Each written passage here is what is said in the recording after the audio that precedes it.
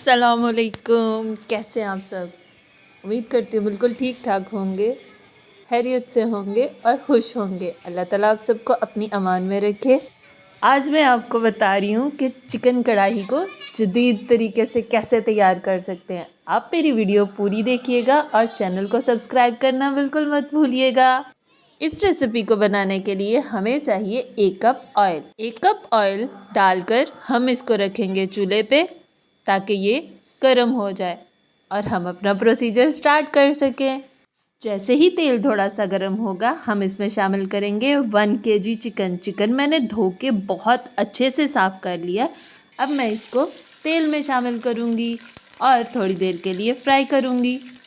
ये बहुत मज़े का और लाजवाब बनने वाला है। आपसे रिक्वेस्ट है कि आपको वीडियो अच्छी लगे तो शेयर ज़रूर करिएगा।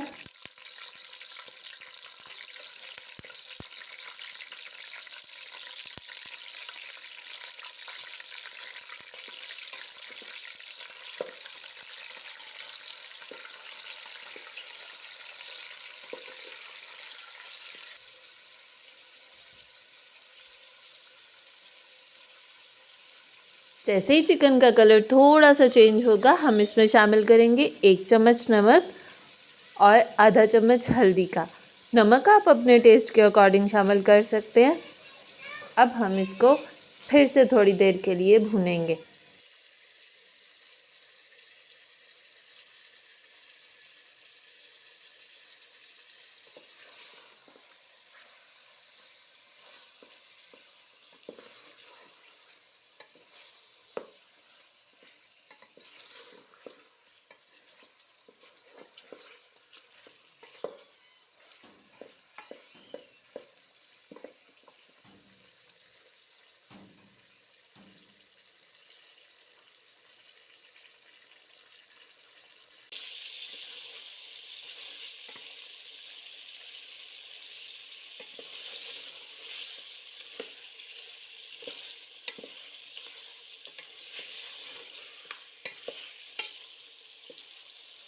जैसे ये अच्छे से भुन जाएगा तो हम इसमें शामिल करेंगे 1 बल्क लहसुन मैं इसमें साबुत ही शामिल कर रही हूँ क्योंकि गोश्त मेरा अभी कच्चा है। मैंने सिर्फ उसको हल्का सा तेल में फ्राई किया है। इसके साथ ही मैं इसमें 2 मीडियम साइज़ के प्याज शामिल करूँगी और 3 से 4 अदद हरी मिर्चें शामिल करके तो इसको मैं मिक्स करूँगी। इसके साथ मैं इसमें शामिल करूँगी 2 अदद कटे हुए टमाटर मैंने बहुत छोटे साइज़ के नहीं काटे क्योंकि बाद में जैसे ही ये पक जाएगा तो उसके छिलके उतार लेंगे ऊपर से।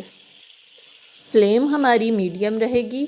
अब मैं ये सारी चीज़ें डाल के इसको थोड़ा सा मिक्स करूँगी और इसमें आधा कप पानी शामिल करके तो इसको ढक दूँगी। इतना थोड़ा पानी शामिल इसलिए करूँगी क्योंकि गोश्त भी पानी छोड़ेगा तो वो अपने ही पानी में, चूँकि ढका हुआ होगा तो वो अपने ही पानी में पक जाएगा।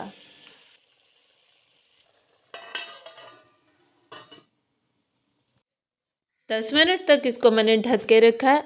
अब जैसे ही ढक्कन खोला है तो ये आपके सामने है। काफ़ी हद तक पानी खुश्क हो चुका है।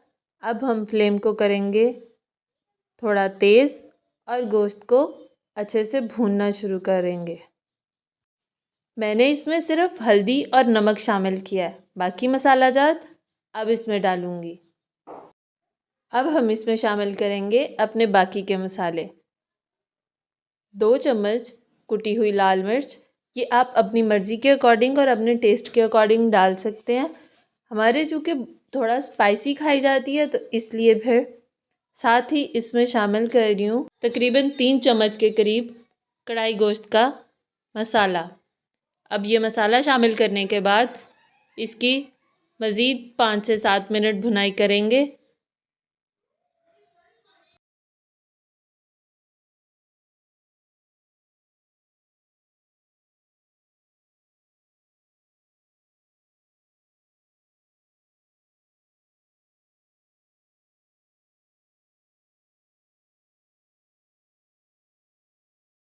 आप देख पा रहे हैं कि मैंने इसमें पानी शामिल नहीं किया, मैं सिर्फ़ और सिर्फ इसकी भुनाई कर रही हूँ।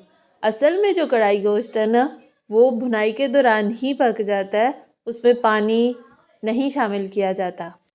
अब इस स्टेज पे आप देख सकते हैं कि गोश्त और ऑयल अलग अलग हो चुके हैं, लेकिन अभी हम इसको मज़ीद थोड़ी देर के लिए और भूनेंगे ताकि ये भुनाई के दौरान ही बहुत अच्छे से कुक हो जाए।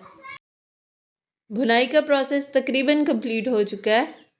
हमने इसको हाई फ्लेम पे तकरीबन 15 से 20 मिनट तक भुना है। इस स्टेज पे अब हम इसमें 1 प्याली दही शामिल करेंगे और इसको मज़ीद 5 से 7 मिनट पकाएंगे। गोश्त हमारा बिल्कुल तैयार है। अब इस स्टेज पे मैं इसमें शामिल करूँगी 2 चम्मच के करीब कसूरी मेथी, जो इसके टेस्ट को मज़ीद इन्हेंस करेगी और ये और मज़ेदार बनेगा। करते हैं इसको डिश आउट और दिखाते हैं आपको इसकी फाइनल लुक। आप भी ये रेसिपी ट्राई करिएगा और कमेंट बॉक्स में बताइएगा कैसा बना। दुआओं में याद रखिएगा। अल्लाह हाफ़िज़।